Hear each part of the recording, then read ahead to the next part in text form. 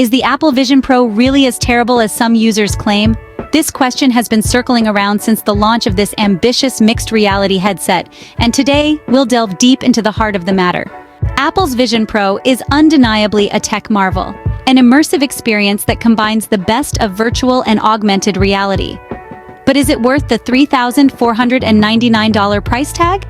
With over 200,000 units sold so far, it seems many are willing to pay the price. However, all that glitters is not gold.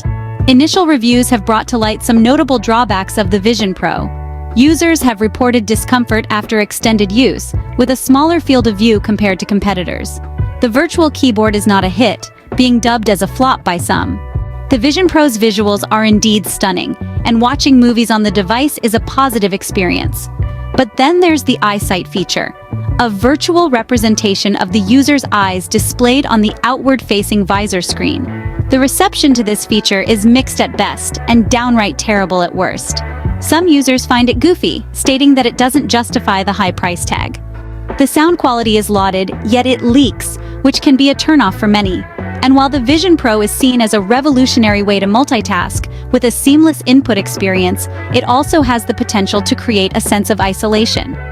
In a nutshell, the Vision Pro is a mixed bag.